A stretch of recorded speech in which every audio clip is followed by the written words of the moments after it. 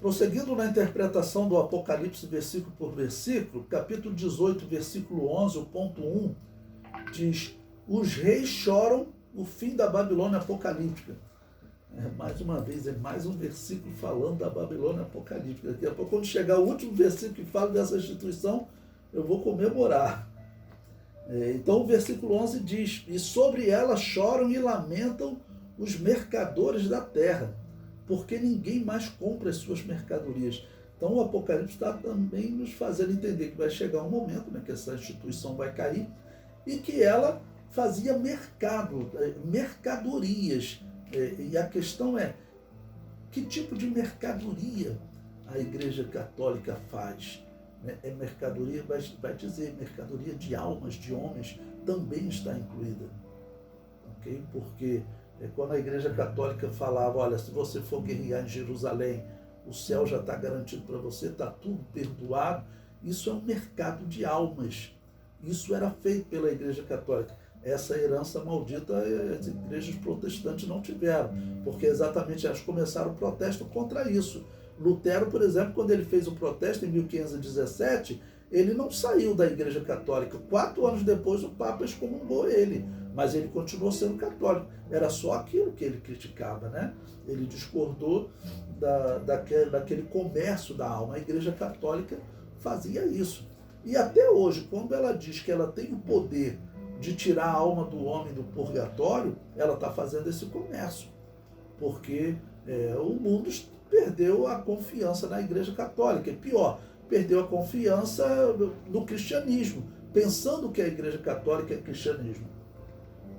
Mas esse comércio todo, o principal é esse comércio de poder, de dinheiro.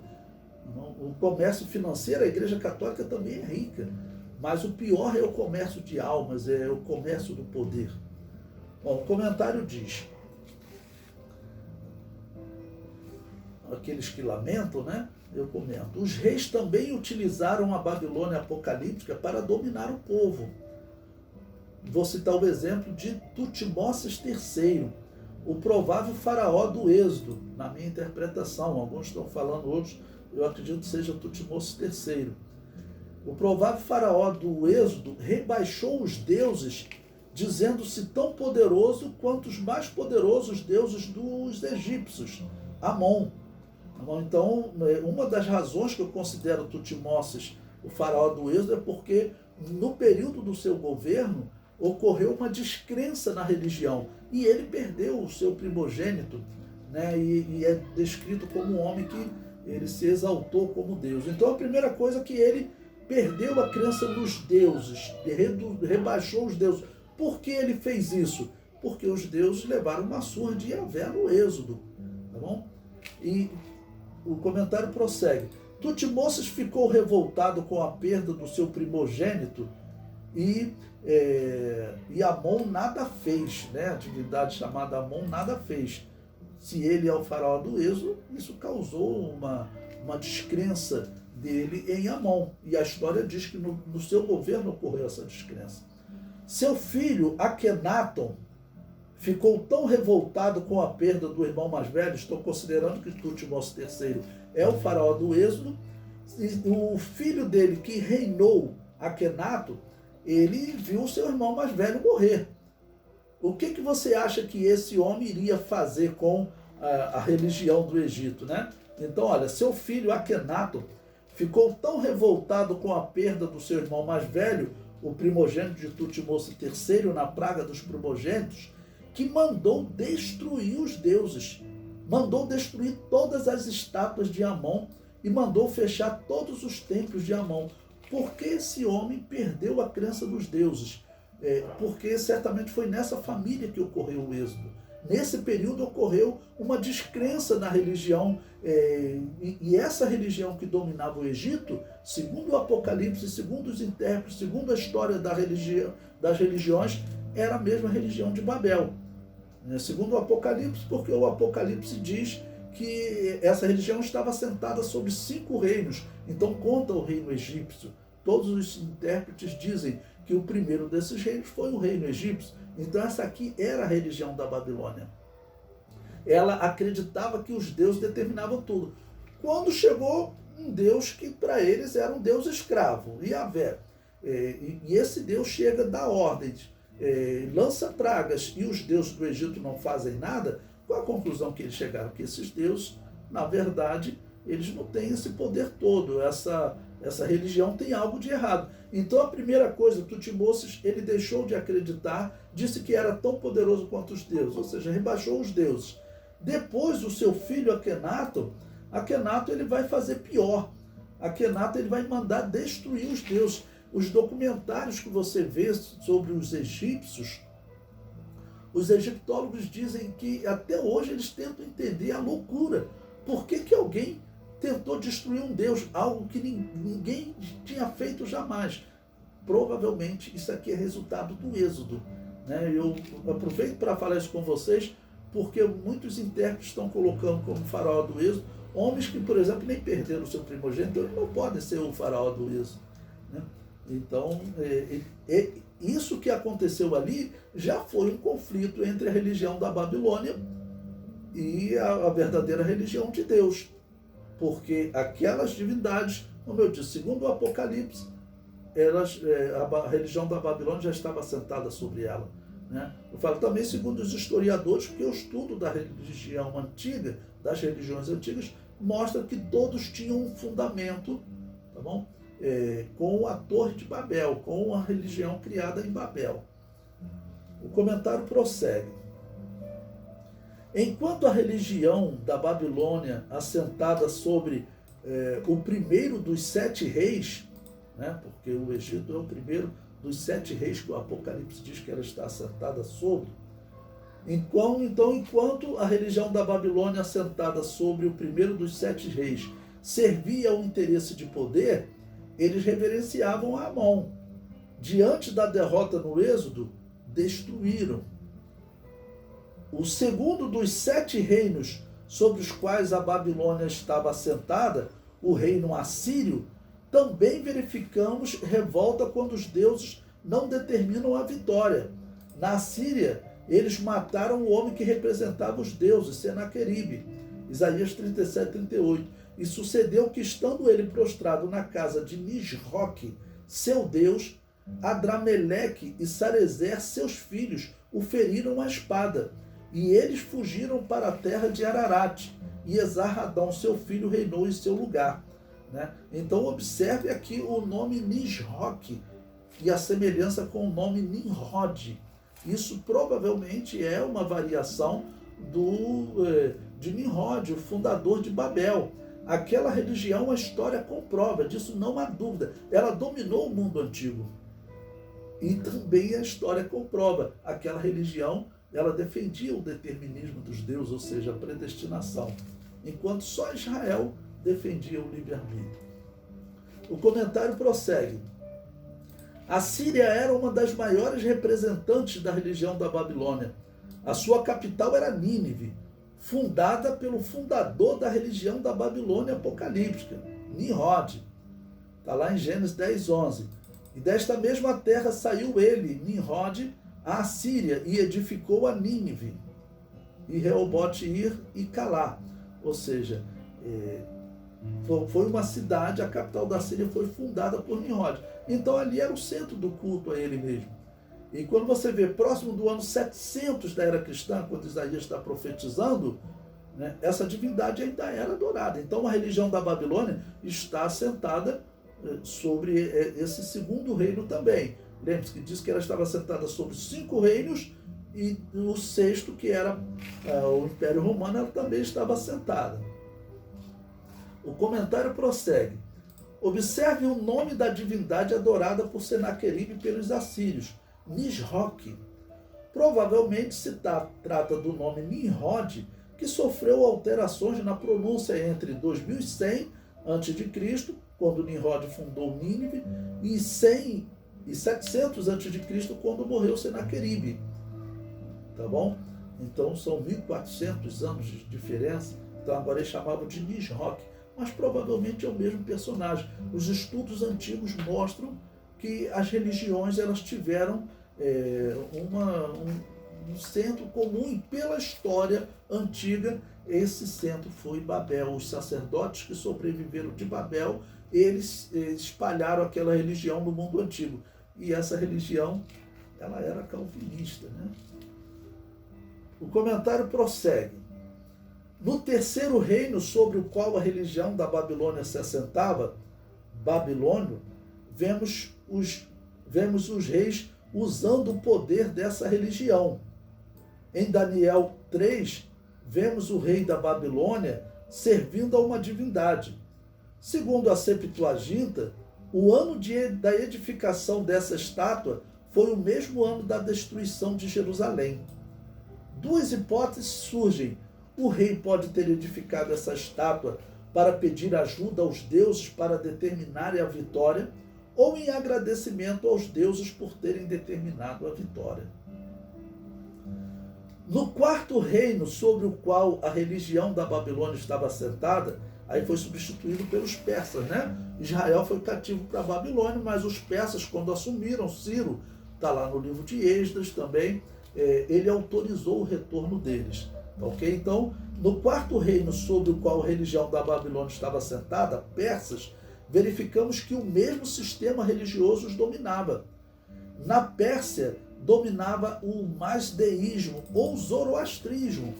Zoroastrismo é uma religião, vamos dizer, que dominou a Pérsia, e ela tem uma semelhança, como eu vou mostrar agora, com a religião que nasceu com Nimrod, na Babilônia. O comentário diz: o masdeísmo pregava ainda a existência da vida após a morte, indicando a existência de um paraíso para os justos e em um purgatório e inferno para os pecadores. Os ensinamentos do masdeísmo foram compilados pelo profeta Zoroastro, ou Zaratustra, que viveu por volta de 628 551 a.C. O nome do profeta levou a religião também a ser conhecida como zoroastrismo.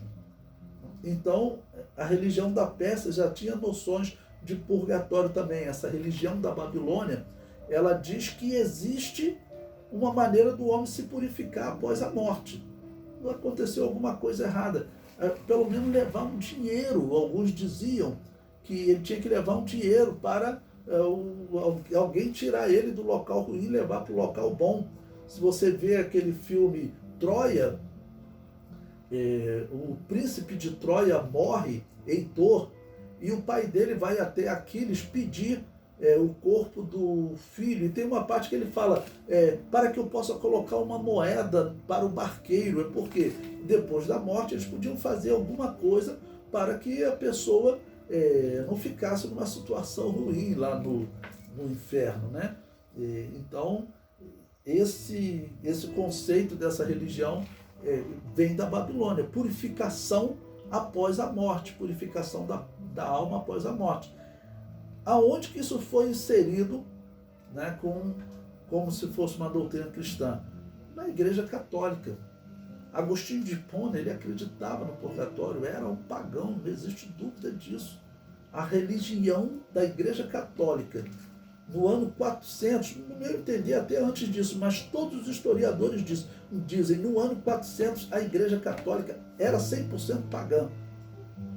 10 anos depois, Agostinho de Hipona muda a doutrina da salvação do livre-arbítrio para a predestinação, para determinismo dos deuses, determinismo das ações dos homens.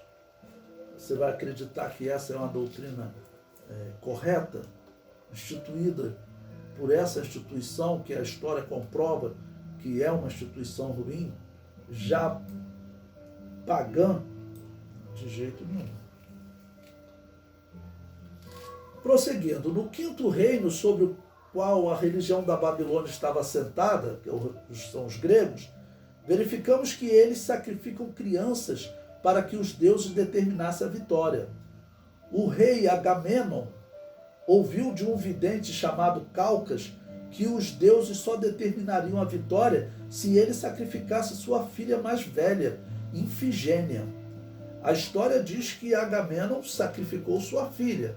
É claro que é aquela história grega, né, que a gente não sabe se é fato ou se é mito. Até hoje não se tem certeza se a conquista de Troia é um fato. Alguns arqueólogos estão dizendo que encontraram a fortaleza de Troia e que realmente ela teria sido uma história real. E a história diz, isso estava entre os gregos, era contado, né, que havia um sacrifício de pessoas para que os deuses determinassem a vitória, ou se eles não fizessem correto, os deuses determinariam a derrota. Então eu estou mostrando os reinos que o Apocalipse diz que ela estava assentada e mostrando exemplos da religião da Babilônia assentada sobre esses reinos. O sexto reino sobre o qual a religião da Babilônia estava assentada, que o anjo disse para João, né, 5 já passaram, um existe, era o reino romano. Tá bom? O sexto reino sobre o qual a religião da Babilônia está assentada, Roma, verificamos como eles acreditavam no determinismo dos deuses. Então, essa religião que dominava o Império Romano era aquela mesma religião antiga. O comentário prossegue. Governou o Império Romano do ano 194 a 210 da era cristã. Severo viveu a experiência de cura após ser ungido com óleo por um escravo cristão. Tá bom? Então, o governador, o imperador, né, o homem que governou o Império Romano do ano 194 a 210, tinha essa experiência cristã. E diz que ele gostava dos cristãos. Eram pessoas que não criavam problema para o Império. Ainda vem um homem e ora por ele e ele fica curado, né? Então, Severo simpatizou com os cristãos, prosseguindo na leitura, Severo simpatizou com os cristãos, tendo muitos deles em cargos de confiança no Império. Inclusive, contratou um cristão para educar o seu filho. Eu cito essa história aqui, poderia citar uma série de histórias no Império Romano, mas é uma das histórias mais marcantes, um homem que ele era simpático com os cristãos. Por que vai ocorrer uma mudança nessa simpatia? Então, um cristão educava seu filho porque ele via, esse povo não rouba, não mata, né? Não fazem nada de errado, e quando teve perseguição eles foram fiéis. Então, e um orou por mim e fiquei curado, eu vou confiar um cristão para educar meu filho. Agora o comentário prossegue. No ano 201, sétimo ano do seu reinado, o exército estava envolvido em muitas batalhas. Normalmente ocorria sacrifício de animais e comprometimento de todos para conquistar a vitória. Por quê? Porque eles acreditavam que os deuses determinavam a vitória. Severo mudou repentinamente e aprovou uma lei proibindo cristãos e judeus de serem súditos do império. Por que Severo fez isso? Isso aí é retratado, que os sacerdotes falavam que os deuses estavam aborrecidos por causa dos cristãos, porque diz a história também que o cristianismo estava crescendo muito. A religião pagã era uma religião ruim para a família.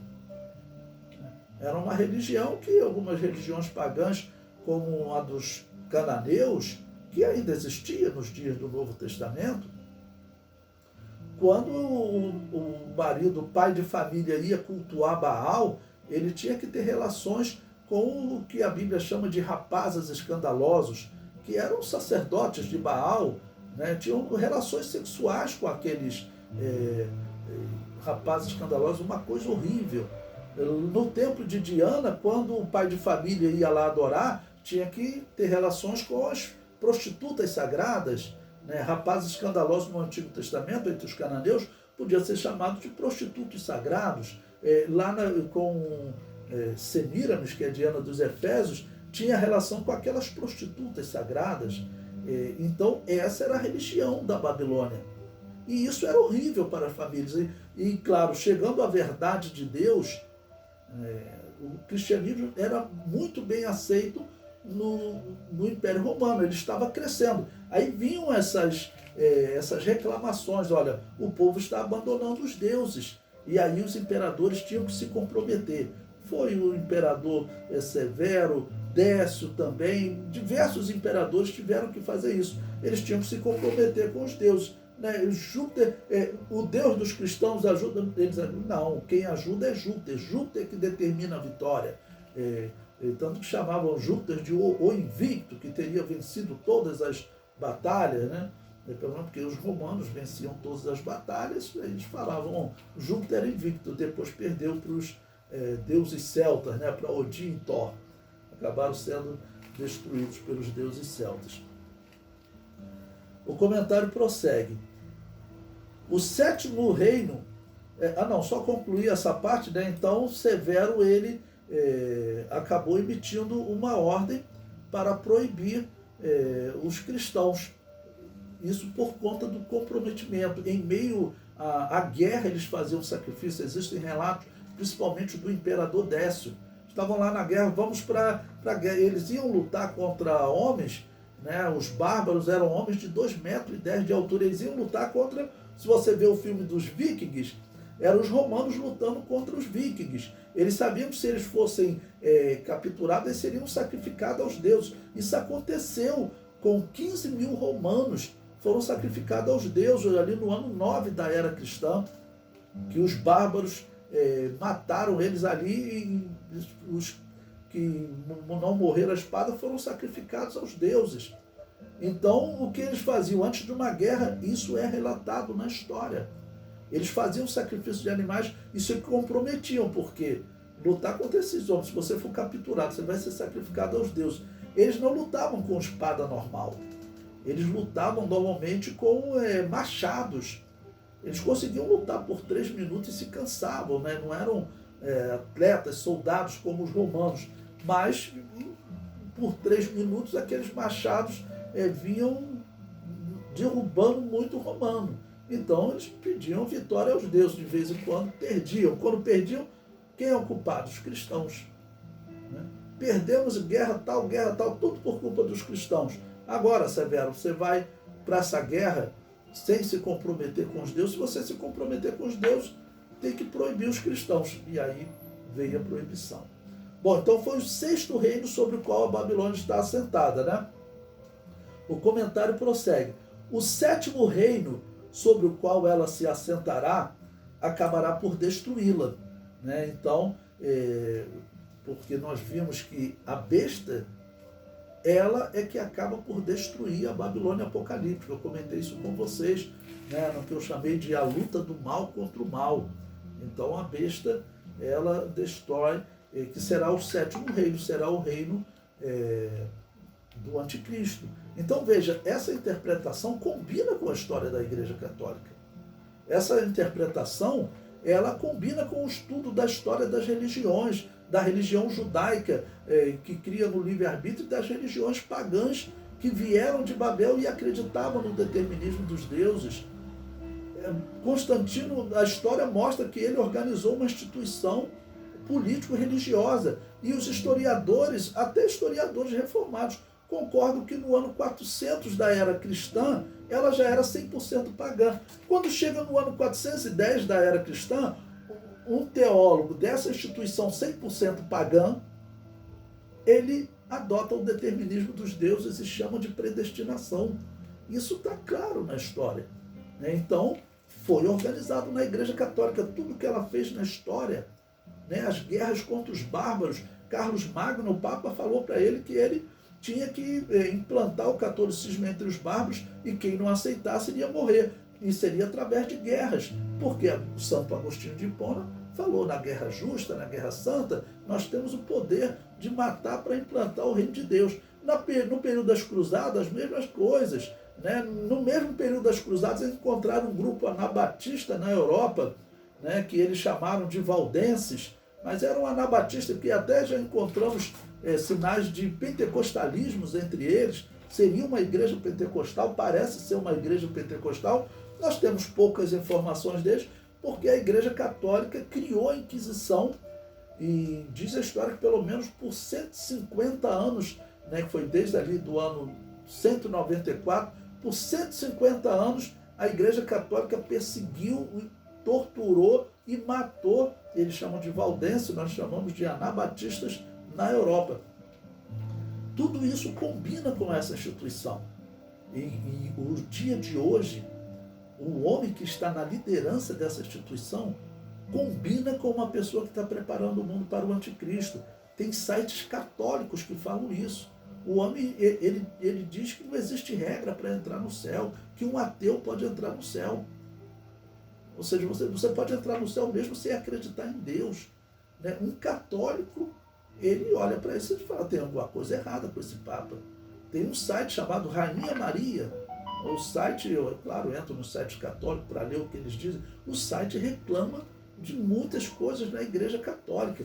Lembre-se, o auditório da Igreja Católica, isso está na internet. Eu mostrei para vocês em outra aula também. O auditório da Igreja Católica, ele tem o formato de uma serpente. E o Papa senta lá entre as presas da serpente. O que significa isso, gente? Os sites católicos reclamam disso. Então você tem um Papa que tem atitudes estranhas, que pertence a uma ordem, que é a primeira vez que essa ordem chega ao papado. E a história diz que teve papas que tentaram exterminar com essa ordem, chamada jesuíta. E por que tentavam exterminar? Dizendo que era uma ordem satânica. E essa ordem agora chegou ao papado. Então, quando você vê a história da Babilônia Apocalipse, combina, né, com essa descrição da história que nós observamos. Então significa que essa instituição, ela ainda tem utilidade para o espírito do anticristo, para o dragão, para enganar as pessoas. E como eu disse para vocês, a Igreja Assembleia de Deus está aceitando doutrina católica. As pessoas que estão aceitando essa predestinação de Calvino, não existe predestinação de Calvino. Calvino reproduziu, alterou um pouco a predestinação de Agostinho de Hipona, que era um teólogo católico, pagão, está lá no ano 410 da era cristã. E esse teólogo católico, pagão, antes de ser católico, ele seguia uma religião como era comum na religião pagã, a religião maniqueísta. Ele era um maniqueísta, e os maniqueístas, eles defendiam o determinismo dos deuses. Todas as religiões pagãs defendiam. Então, essa interpretação combina perfeitamente com a Igreja Católica, com o momento que nós estamos vivendo, e que nós vemos a verdadeira Igreja de Jesus se desviando, né, aceitando uma doutrina que mata a doutrina cristã, né, que mata a justiça de Deus. E, como eu disse, Deus não vai agir, não vai operar nessa igreja, né?